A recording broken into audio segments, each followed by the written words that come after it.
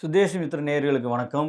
இன்னைக்கு நம்ம கூட திரு வெங்கடேஷ் அவர்கள் மக்களின் விருப்பமான பேச்சாளர் வந்திருக்காரு. இன்னைக்கு நம்ம வந்து என்ன டிபேட் பண்ண போறோம்னா, E20 டூ E100 இது மக்களுக்கு சாதகமா, பாதகமா?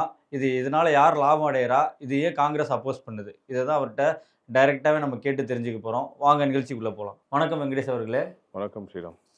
எப்படி இருக்கீங்க? நல்லா இருக்கேன். நீங்க எப்படி இருக்கீங்க? நல்லா இருக்கேன். இப்போ அது என்னது அது E20, E100 இதுக்கு முன்னாடி நாங்க இதெல்லாம் கேள்விப்பட்டதில்ல. அது என்னன்னு கொஞ்சம் தெளிவா சொல்ல முடியுமா? அதனால என்ன பயன் இந்திய மக்களுக்கு? அதாவது ஹிஸ்டாரிக்கலா வந்து பாத்தீங்கன்னா, நம்ம க்ரூட் ஆயில் சொல்லலாம். க்ரூட் எண்ணெய் வந்து நம்ம சவுதி, கல்ஃப் கண்ட்ரிலேருந்து நம்ம இறக்குமதி பண்ணி, அதுலேருந்து ஃபில்டர் பண்ணி, ரிஃபைன் பண்ணி தான் நம்ம டீசல், பெட்ரோல்னு பிரிச்சு யூஸ் பண்ணிட்டு இருக்கோம் இதுவரைக்கும். கச்சா எண்ணெய்ன்னு சொல்லுவோம் தமிழ்ல.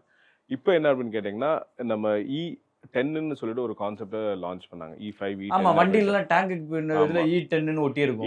E10ன்றது என்ன அப்படின்னா வந்து இது கச்சா எண்ணெயிலேருந்து பார்த்தீங்கன்னா சுத்திகரிக்கப்பட்ட பெட்ரோல் இருக்கு இல்லையா, அது நம்ம பயன்படுத்திட்டு இருந்தோம். அந்த பெட்ரோலில் 10% வந்து எத்தனால் கலப்பாங்க. எத்தனால்ன்றது என்ன அப்படின்னு கேட்டிங்கன்னா, நம்ம கரும்பு, அரிசி, மக்காச்சோளத்துலேருந்து எடுக்கப்படுற ஒரு பொருள். அது வந்து ஒரு நம்ம மதுவாக யூஸ் பண்ணுறோம் இல்லையா, எத்தைல் ஆல்கஹால் சொல்லலாம். அது மாதிரி எத்தனாலும் அதே ஒரு காம்போனன்ட், அதே ஒரு சப்ஸ்டன்ஸாக சொல்லலாம். அப்போ 10% கலந்து அதை யூஸ் பண்ணிட்டு இருந்தாங்க. ஸோ தட் என்னன்னா வந்து நம்மளோட க்ரூட் ஆயில் இறக்குமதி வந்து ஒரு 10% குறைக்கலாம். அதனால குறைச்சா அந்நிய செலவாணி நமக்கு லாபம் தானே? இல்லை, லாபம் தான். நான் மாற்று கருத்து இல்லை. நான் விஷயத்துக்கு வரேன். E10ல வந்து அது பண்ணும்போது நீங்கள் வந்து இந்த பெட்ரோலை யூஸ் பண்ணுறீங்க. இப்போ இருக்கிற இன்ஜின்ஸ் எல்லாம் பார்த்தீங்கன்னா, இன்ஜின்ஸ் அந்த மற்ற பொருட்கள் பார்த்தீங்கன்னா வந்து பெட்ரோலில் மட்டுமே இயங்கக்கூடிய அளவுக்கு வந்து டிசைன் வடிவமைக்கப்பட்டிருக்கு. அது அந்த இன்ஜின்ஸ்ல தான் BI6ன்னு இருந்ததுல அதுல எல்லாமே டேங்க் மூடியிலே E10ன்னு போட்டு E20. ஆமா, E20 வரையும் நீங்க யூஸ் அதாவது பண்ணலானே. E10 E20 Production வரைக்கும் பண்ண யூஸ் ஆரம்பிச்சிட்டாங்க. பண்ணலாம். ஆனா ஆமா. E20 நீங்க யூஸ் பண்றதுக்கும் பியூர் பெட்ரோல் யூஸ் பண்றதுக்கும் வித்தியாசம் என்னன்னா, அது வந்து அதுல வந்து துரு பிடிக்கிறதுக்கு இந்த வேப்பர்ஸ், அந்த மாய்ஸ்சர்ஸ் இருக்கும். அப்ப அது வந்து நீங்க பயன்படுத்தும் போது லைட்டா வந்து அது வந்து இதாக வாய்ப்பு இருக்கு. என்னது, துரு பிடிக்க வாய்ப்பு இருக்கு. பட் BS6ல வந்து அது இல்ல. நீங்க பழைய வெஹிக்கிள் அதை யூஸ் பண்ணீங்கன்னா அது வந்து வண்டி வந்து சீக்கிரமா வந்து வேஸ்ட் ஆகும். லைஃப் டைம் வந்து பாத்தீங்கன்னா அதுக்கு வந்து ஒரு 8 இயர்ஸ் 10 இயர்ஸ் இருக்குன்னா ஒரு வருஷம் 1.5 வருஷம் கம்மியாகும். ஸோ இப்போ என்ன பண்றாங்க அப்படின்னா, E10 E20 தாண்டி E85 முடிச்சு E100 வந்துட்டாங்க. E100ன்றது என்ன அப்படின்னு கேட்டிங்கன்னா, 100% எத்தனால் அப்படின்றது சொல்றாங்க. பட் 100% இல்லை. அது வந்து 93லேருந்து 96% வந்து எத்தனால். மீதி வந்து ஒரு 5லேருந்து 23% வந்து அதில் உண்மையான பெட்ரோல், கச்சா எண்ணெயிலேருந்து சுத்திகரிக்கப்பட்ட பெட்ரோலை வந்து பயன்படுத்துவாங்க. பிரேசில் நாடு இதை வந்து அழகா பயன்படுத்திக்கிட்டு இருக்காங்க. அதனால அவங்க வந்து பெட்ரோல்ல இருந்து இது பொல்யூஷனையுமே கண்ட்ரோல் பண்ணுது. ஆமா, கண்டிப்பா 2வது பொல்யூஷன் கண்ட்ரோல் பண்ணும். அழகா இன்னைக்கு பயன்படுத்திட்டு இருக்காங்க. அவங்க நாட்டு மக்களுக்கும் ஒரு பெரிய ஒரு வரப்பிரசாதமா அது இருக்கு. ஸோ அவங்களே சுகர் கேனே விளைவிச்சு அது விவசாயிகளுக்கும் ஒரு நல்ல ஒரு வருவாயை தருது. ஸோ அதெல்லாம் நீங்க இல்ல, இது யோசிக்க இது உண்மையில பொல்யூஷன் கண்ட்ரோல் பண்ணுது. அதுல மாற்று கருத்தே இல்ல. பிரேசில் நாடு ஒரு நாடு தான் வந்து இந்த உலகத்திலே 200 210 நாடு இருக்கிற இந்த இந்த பூமியில பிரேசில் நாடு ஒரு நாடு தான் வந்து 100% எத்தனால் யூஸ் பண்றாங்க. அந்த மாற்று கருத்து இல்ல. அங்க என்ன அப்படின்னு கேட்டீங்கன்னா, 33 கோடி தான் வந்து ஜனத்தொகை 1. 2வது வந்து அவங்களோட நிலப்பரப்பு பார்த்தீங்கன்னா, இந்தியாவோட வந்து 2.5 மடங்கு வந்து அதிக நிலப்பரப்பு இருக்கு. அப்போ அவங்களோட ரிக்வயர்மெண்ட், அதாவது அவங்களுக்கு வந்து ஃபியூலோட தேவை எவ்வளோ அப்படின்னு பார்த்தீங்கன்னா, நம்மள 4ல் 1 பங்கு தான் அவங்களுக்கு ஃபியூல் தேவை. நம்ம கிட்டத்தட்ட 2வது இதை முடிச்சிடறேன். ஆமா. 1975லேருந்து இந்த எத்தனால் ப்ராஜெக்ட்ல அவங்க ஒர்க் பண்ணிட்டு இருக்காங்க. நம்மள மாதிரி 2 வருஷத்துக்கு முன்னாடி 4 வருஷத்துக்கு முன்னாடி இதை ஸ்டார்ட் பண்ணல. திடீர்னு E10 ஸ்டார்ட் பண்ணி 20 போய் E100க்கு டைரெக்டாக போகல. அவங்க வந்து 1975லேருந்து இதை வந்து ஒர்க் பண்ணி இன்னைக்கு அதை ஸ்டெபிலைஸ் பண்ணியிருக்காங்க. மற்ற நாடுகள் யாருமே வந்து இது வந்து பெருசாக வந்து இது பண்ண முடியல. ஏன் அப்படின்னு கேட்டிங்கன்னா, நீங்கள் எத்தனால் தயாரிக்கிறதுக்கு நீங்கள் வந்து உணவு பொருட்களை வந்து உணவு உற்பத்திகளை வந்து நீங்கள் வந்து அதுக்கு டைவர்ட் பண்ணீங்கன்னா, நம்ம உணவு வந்து உட்கொள்றதுக்கு மக்களுக்கு வந்து உணவு தட்டுப்பாடு வர வாய்ப்புகள் இருக்குது. ஏன் அப்படின்னு கேட்டிங்கன்னா, இன்றைக்கி வந்து பரவலாக வந்து நம்ம விவசாயிகள் வந்து எல்லா பயிர்களுமே வைப்பாங்க. அதாவது வந்து தானியங்களாக இருக்கட்டும், இல்லை வந்து உளுந்தாக இருக்கட்டும், பச்சைப்பயிராக இருக்கட்டும், இல்லை அரிசியாக இருக்கட்டும், எல்லாமே வைப்பாங்க. இப்போ நீங்கள் வந்து எத்தனால் பிஸ்னஸ் வந்து ரொம்ப அதிகமாகி இதெல்லாம் வந்து நம்ம எரிபொருளாக யூஸ் பண்ண ஆரம்பிச்சிட்டோன்னு சொன்னால், எல்லா விவசாயிகளும் வந்து பார்த்திங்கன்னா இது கரும்பும் அரிசியும் வந்து போட ஸ்டார்ட் பண்ண ஆரம்பிச்சிடுவாங்க. அப்போ இது வந்து உணவுக்காக போகுமா அப்படின்னு கேட்டிங்கன்னா, ப்ரொடக்ஷன்ல நம்ம தான் வேர்ல்டுலயே ஆமாங்க, அரிசி இருந்தோம். பட் ஆனா இப்போ இப்போ வந்து இப்போ கம்மியாக இருக்கு. இருந்தாலும் வந்து இந்த டெல்டா ரீஜனில் பார்த்தீங்கன்னா இன்னமும் வந்து பார்த்தீங்கன்னா ஒரு 3 லட்சம் விவசாயிகள் 30 லட்சம் விவசாயிகள் இன்னமும் வந்து பார்த்தீங்கன்னா அரிசி வந்து கல்டிவேட் பண்ணுறாங்க. அது வந்து அரிசிகள் வந்து பார்த்தீங்கன்னா நம்ம ரேஷன் கடை வழியாகவும் மற்ற வெளியில் தனியார் கடைகள் வழியாக வந்து மக்களுக்கு வந்து உணவுக்காக போயிட்டுருக்கு. இப்போ இந்த அரிசிகள்லாம் வந்து டைவர்ட் பண்ணி நீங்கள் வந்து ஃபியூலுக்காக அனுப்புனீங்கன்னு சொன்னீங்கன்னா, இங்கே வந்து உணவு தட்டுப்பாடு ஏற்படும். நீங்க என்ன சொல்றீங்க, பிஜேபி என்ன சொல்றாங்க, க்ரூட் ஆயில வந்து நாங்க வந்து இறக்குமதியை குறைக்கிறதுக்காக நாங்க வந்து எத்தனால் பயன்படுத்துறோம்ன்றீங்க. அப்போ க்ரூட் ஆயில் வந்து நீங்க இறக்குமதியை குறைக்கின்ற பேர்ல ஏற்கனவே நம்ம வந்து சமையல் எண்ணெய் வந்து இறக்குமதி பண்ணிட்டு இருக்கோம். இப்போ இன்னும் வந்து சமையல் எண்ணெய்க்குள்ள தேவைப்படுற பயிர்கள் நம்ம வந்து தவிர்த்துட்டோம்னு சொன்னா, இன்னும் சமையல் எண்ணெயை வந்து அதிகமா வந்து நம்ம வந்து இறக்குமதி பண்ணுவோம். உணவுகளை வந்து வெளியில இருந்து இறக்குமதி பண்ண வேண்டிய இல்ல சூழ்நிலை ஏற்படும். ரைஸ்லயுமே நம்ம ரைஸ் பிராண்ட் ஆயில் எடுக்கிறோம். ஆமா. சரிங்களா? இல்ல நமக்கு நம்ம இந்தியாவுக்கு தேவைப்படுற சமையல் எண்ணெய் வந்து 70% வெளியில இருந்து தான் வருது. மலேசியா, மத்த நாடுகள்ல இருந்தா நம்ம வெளியில பாம் இருந்து ஆயில். வாங்கி பாம் ஆயில் நம்ம யூஸ் பண்ணிட்டு இருக்கோம். அப்ப நமக்கு தேவையான அளவுக்கு நம்ம உற்பத்தி நம்ம பண்ணல. உள்ளூர் உற்பத்தி பண்ணல. அப்ப இங்க கன்சியூமர் மார்க்கெட் இருக்கு. ஆனா அந்த கவர்மெண்ட் வந்து அதுக்கான தேவை அந்த கன்சியூமர் மார்க்கெட் தேவைய வந்து இம்போர்ட் பண்றதுல தான் ஆர்வம் காட்டுதே தவிர, மக்கள வந்து அத வந்து விளைவிக்கிறதுல ஊக்குவிக்கிறது இல்லன்னு சொல்ல வர்றீங்க. அப்ப இப்ப இல்ல இருக்க ஊக்குவிக்குதுன்றதோட என்னன்னா வந்து இப்ப நமக்கு வந்து ஏற்கனவே தட்டுப்பாடு இருக்கு. டிமாண்ட் சமையல் இருக்கு. எண்ணெய் டிமாண்ட் இருக்கு. ஹை டிமாண்ட் நம்மட்ட ஆமா. இருக்கு. மக்காச்சோளம் கூட பார்த்தீங்கன்னா வந்து, இப்ப இவங்க மக்காச்சோளம் வந்து எத்தனாலுக்கு யூஸ் பண்ண ஆரம்பிச்சுட்டாங்கன்னா, நம்ம வந்து வெளியிலேருந்து மக்காச்சோளங்கள் வந்து வாங்க வேண்டிய நீட் இருக்கும். இப்போ நம்ம மாட்டு தீவனங்கள், கால்நடைகளுக்கு வந்து நம்ம குடுக்குறதுக்கு மாட்டு தீவனங்கள், இது நம்ம பண்ணைகள்ல கோழி வளர்க்குறாங்களே, அவங்களுக்கு அதுக்கு தீவனங்கள்லாம் வந்து பார்த்தீங்கன்னா, நம்ம இறக்குமதி பண்ண ஆரம்பிச்சுட்டோம். அப்படி பண்ணும்போது என்ன ஆகும்னா வந்து, இறைச்சி விலையாகட்டும், முட்டை விலையாகட்டும், அதே மாரி இந்த இது இருக்கு இல்லையா, டைரி நம்ம பாலு, தயிரு, மத்த சரி அப்ப பொருட்கள்லாம் ரெடி இல்ல பண்ணலாம். இப்ப இதெல்லாம் வந்து விலைவாசிகள் ஏறிடும். இப்ப E20, E100 வரையும் வந்துட்டாங்க. இது வந்து மக்களுக்கு சாதகமா, பாதகமா? இதனால யார் லாபம் அடையறாங்க? இது வந்து மக்கள் இதனால மக்கள் லாபம், விவசாயிகள் லாபம் அடையறாங்களா?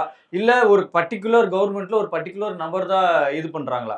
ஏன்னா E20ய பத்தி நிதின் கட்கரி தான் அதிகமா பேசுறாரு. பூரி. ஆமா. ஹார்திக் பூரி அவர் அத பத்தி பேசுறதே இல்ல.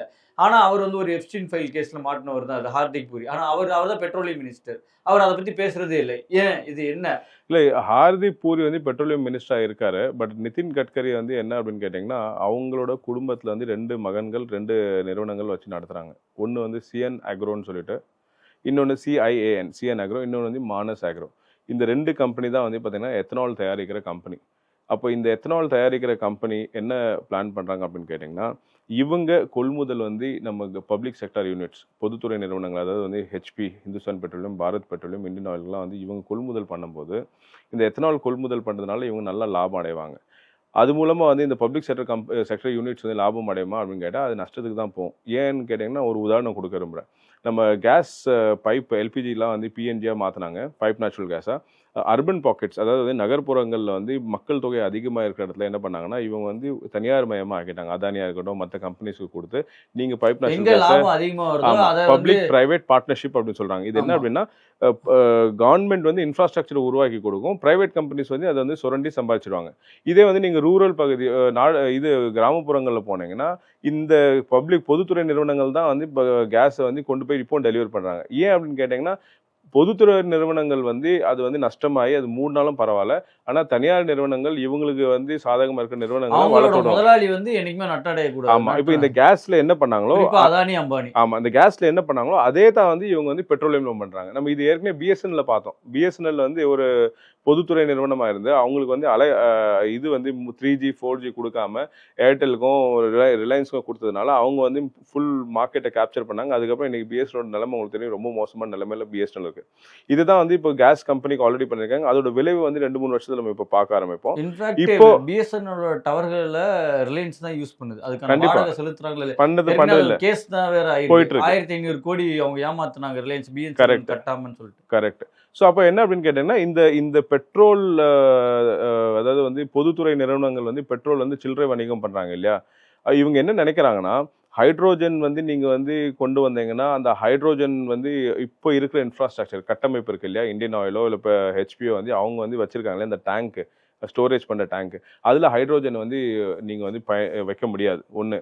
எலக்ட்ரிக் வெஹிக்கிள் நீங்க யூஸ் பண்றீங்கன்னு சொன்னீங்கன்னா, பேட்டரிஸ் எல்லாம் வந்து பார்த்தீங்கன்னா, நீங்க வந்து சைனால இருந்து இம்போர்ட் பண்ண வேண்டியது இருக்கு. இப்ப நீங்க க்ரூட் ஆயில் இங்கருந்து நிறுத்திட்டு இன்னொருத்தட்ட போயிட்டு பேட்டரி வாங்க வேண்டிய சூழ்நிலை இருக்கு. அப்ப அதுவும் வந்து பார்த்தீங்கன்னா, இவங்களுக்கு சாதகமா இல்ல.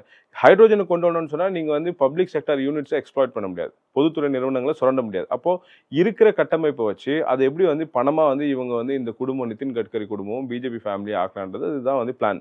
எத்தனால்னா வந்து இந்த இன்ஃப்ராஸ்ட்ரக்சர பயன்படுத்தி ஒரு 500, 1000 பெட்ரோல் பங்க்ஸ வந்து இவங்க வந்து எத்தனால் பெட்ரோல் பங்கா வந்து கன்வெர்ட் பண்ணிருவாங்க. கன்வெர்ட் பண்ணி இல்ல பார்ஷியலி ஒரு டெர்மினல் வந்து பெட்ரோல் டீசல், இன்னொரு டெர்மினல் வந்து எத்தனால் மட்டும் கொடுக்குற மாதிரி பண்ணிட்டாங்கன்னா இந்த கொள்முதல் பண்ணி இவங்க லாபம் எடுத்துப்பாங்க, சில்லறை வணிகத்தில் பண்ணுற அந்த பொதுத்துறை நிறுவனங்கள் நஷ்டத்தில் இயங்குவாங்க. இப்போ ஐடியாவே இதுதான். இதனால மக்களுக்கு என்ன லாபம் அப்படின்னு கேட்டிங்கன்னா, மக்களுக்கு ஒரு லாபமும் இல்லை. எத்தனால் வந்து எந்த அளவுக்கு தயாரிப்பு அதிகமாகுதோ அந்த அளவுக்கு உணவு தட்டுப்பாடு வந்து அதிகமாகும். நம்ம வந்து க்ரூட் ஆயிலை வந்து இறக்குமதியை கொஞ்சம் நிறுத்திட்டு அதிகமான உணவுகளை வந்து நம்ம வந்து இறக்குமதி பண்ண வேண்டிய நீடு வரும். மாட்டு தீவனங்கள், கால்நடைக்கு தீவனங்கள்லாம் வந்து இறக்குமதி பண்ணும். அப்போ ஆட்டோமேட்டிக்கலி இறக்குமதி நம்ம குறைமான்னு கேட்டால் டிபெண்டன்சி இன்னும் இன்க்ரீஸ் ஆகும். இன்னைக்கு மக்கள் வந்து உள்ளூர்ல உணவு கிடைக்குது, நம்ம வந்து உள்ளூர்ல உற்பத்தி ஆகுறதை சாப்பிட்டுட்டு சந்தோஷமா வாழ்ந்துட்டு இருக்கோம். இனி வர காலத்துல வந்து எத்தனால் அதிகமாகும் போது நம்ம இன்னொரு நாடை வந்து கையெழுன்ற சூழ்நிலை ஏற்படும். இப்போ சைனா வந்து 100% ஈவி கொண்டு வந்துட்டாங்க. எல்லாத்துலேயுமே ஈவி வந்து அவங்களுக்கு சர்வசாதாரணமாக கொண்டு வந்துட்டாங்க. ஆனால் அவங்க கூட எத்தனால் E20, E100 பற்றி அவங்க எதுவும் மைண்டே பண்ணலை. இன்ஃபேக்ட் சைனாலேயும் சுகர் கேன் அதிக விளைவிக்கிறாங்க. பிரேசிலு, கியூபா எல்லாத்தோட அதிகம். அப்புறம் சைனா அப்புறம் பார்த்தீங்கன்னா இந்தியாவில் பார்த்தீங்கன்னா மகாராஷ்டிரா. இன்னைக்கு மகாராஷ்டிராவில் வந்து பயங்கரமான ஒரு தனிப்பஞ்சம் வந்து இன்னைக்கு சூழ்நிலை. இந்த இப்போ ஒரு கரெக்ட். இந்த ஒரு வாரம் 10 நாளா எல்னினோ எஃபெக்ட்னால ரொம்ப அதிகமாக வந்து மழை ரெயின்ஃபால் இல்லாதனால இப்போ வந்து தண்ணி பஞ்சம், குடிநீர் கூட இல்லை அப்படின்னு சொல்லி எல்லா இடத்துலையும் பிரச்சனையாக இருக்குது. இப்போ எத்தனாலில் இது ஒரு பிரச்சனை இருக்குது. என்னென்னா வந்து சுகர் கேனாக இருக்கட்டும், கரும்பாக இருக்கட்டும், அரிசியாக இருக்கட்டும், இந்த பயிர்கள்லாம் பார்த்தீங்கன்னா ஒவ்வொரு கிலோ வந்து தயாரிக்கிறதுக்கு 5000 லிட்டர் கிட்ட வந்து, அதாவது உற்பத்தி பண்ணுறதுக்கு 5000 லிட்டருக்கு மேலே தண்ணி வந்து உபயோகப்படுது. அப்போது இந்த அளவுக்கு தண்ணி ஏற்கனவே வந்து நமக்கு பிரச்சனை, குடிநீரே இல்லாத பட்சத்தில் எத்தனால் தயாரிக்கிறதுக்கு நீங்கள் இவ்வளோ தண்ணியை பயன்படுத்துறீங்கன்னா இது வந்து எப்படி வந்து நீங்கள் கம்மியான காஸ்ட்டில் கொடுக்க முடியும்? கவர்மெண்ட் என்ன ப்ரெடிக்ட் பண்ணுறாங்கன்னா, இப்போ 108, 110 ரூபாய்க்கு வந்து விற்கிற பெட்ரோலை ஒரு 10 ரூபா குறைச்சி 100 ரூபாய்க்கு கொடுக்கணும்னு யோசிக்கிறாங்க. இப்போ அவங்களோட வரியை குறைச்சாலே நமக்கு வந்துருமே. ஏன்னா கூட அது பண்ண மாட்டாங்க. ஆல்மோஸ்ட் அந்த பிரச்சனை முடிஞ்சு இப்போ பேரல் விலை ரொம்ப கம்மியாச்சு. $80 கீழே போயிடுச்சு.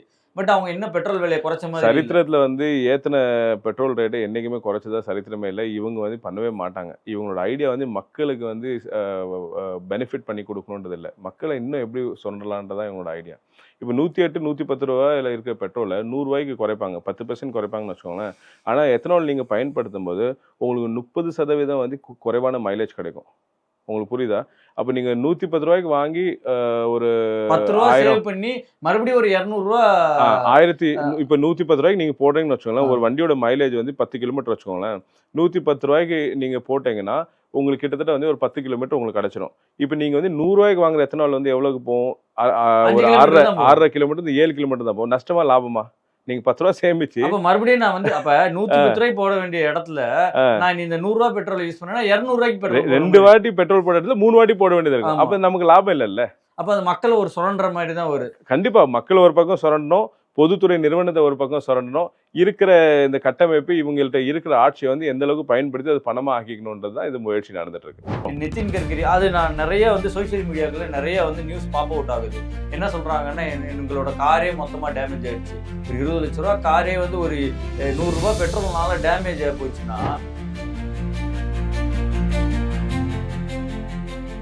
இது இவங்க எத்தனால் சொல்லிட்டு அன்னதாத்தா, உர்ஜாதாத்தா, அதுக்கப்புறம் பார்த்தீங்கன்னா இது என்ன ஹைட்ரோஜன் தாத்தா அப்படின்னு சொல்லிட்டு நம்ம விவசாயிகளை வந்து புகழ்ந்து அன்னதாத்தா வந்து உர்ஜாதாத்தா ஆகுறோம். அன்னதாத்தான்றது அன்னம் கொடுக்குற கடவுள், இப்போ வந்து எனர்ஜி கொடுக்குற கடவுளாக மாறுறாங்கன்னு விவசாயி வந்து ஒரு புகழ்றாரு.